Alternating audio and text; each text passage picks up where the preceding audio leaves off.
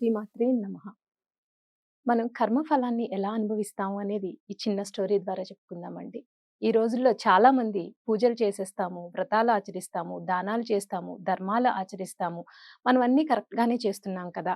అని అనుకుంటారు. కానీ అవి ఎంతవరకు మనల్ని భగవత్ సన్నిధికి చేర్చుతాయి అని ఆలోచించము.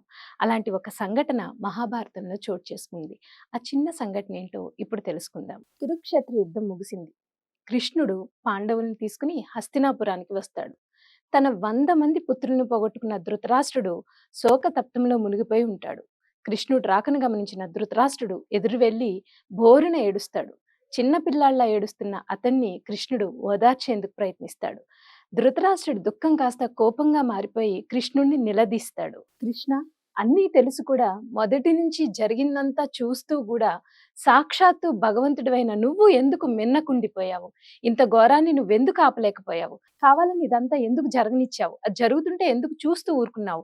దానివల్ల ఈరోజు నేను నా 100 మంది పుత్రుల్ని పోగొట్టుకునే దుస్థితికొచ్చాను అని చెప్పి కృష్ణుణ్ణి నిలదీస్తాడండి. ఓ రాజా, ఇదంతా నేను చేసిందేమీ కాదు. నేను జరగనిచ్చింది అసలే కాదు. ఇలా జరగడానికి, నీకు పుత్రశోకం కలగడానికి అన్నింటికి కారణం నువ్వు, నీ కర్మ. 50 లక్షల జన్మల క్రితం నువ్వొక వేటగాడివి. ఒకరోజు వేటకు వెళ్ళి రోజంతా వేటాడినా నీకు ఏమీ దొరకని సందర్భంలో ఒక అశోక వృక్షం మీద 2 జంట పక్షులు వాటి గుడ్లతో నివసిస్తున్నాయి. నువ్వు వాటిని చూసావు.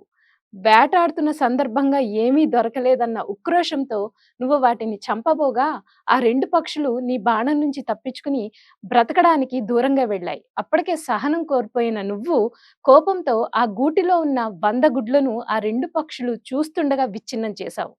తమ కంటి ముందే తమ నూరుగురు పిల్లలు విచ్ఛిన్నమవుతున్నా అవి ఏమీ చెయ్యలేని నిస్సహాయ స్థితిలో ఏడుస్తూ ఆ పక్షుల గర్భశోకం దుష్కర్మగా నిన్ను వదలక వెంటాడి ఈ జన్మలో నిన్ను ఆ పాపం నుంచి విముక్తుని చేసి కర్మబంధం నుంచి విడిపించింది అని చెప్పాడు. నువ్వు ఎన్ని జన్మలెత్తినా, ఎక్కడ ఉన్నా, ఎవరిని నిన్ను ఉపేక్షించినా, ఎవరు నిన్ను శిక్షించలేకపోయినా నీ కర్మ నిన్ను తప్పకుండా వెంటాడుతుంది. వదలక వెంటాడే ఆ కర్మ ఫలాన్ని అనుభవించుకోవాల్సిందే. కర్మ నుంచి ఎవ్వరూ తప్పించుకోలేరు అని అంటాడు కృష్ణుడు. ధృతరాష్ట్రుడు సరే అని మళ్ళా వెంటనే కృష్ణుడిని తిరిగి ప్రశ్నిస్తాడు. సరే కృష్ణ, కర్మ అంత వదలని మొండిది అయితే 50 జన్మలు ఎందుకు వేచి ఉన్నట్టు?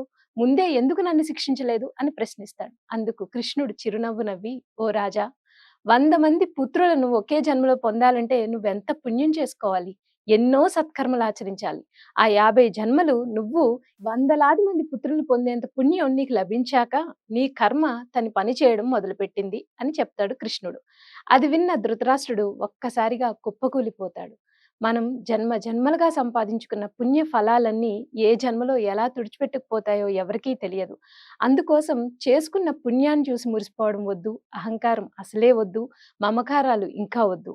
అవి భగవదేచ్ఛ. ఏం జరిగినా ఆ భగవంతుడు మనకిచ్చిందే. ఇదంతా భగవదేచ్ఛ అని కనుక మనం వదిలేయగలిగితే ఈ మానవ జీవితంలో సుఖ దుఃఖాలని, అంటే సుఖాన్ని చూసి పొంగిపోము, కష్టాన్ని చూసి కృంగిపోము. రెండూ కూడా భగవదార్పణం అని చెప్పి మనం తీసుకోగలుగుతాం.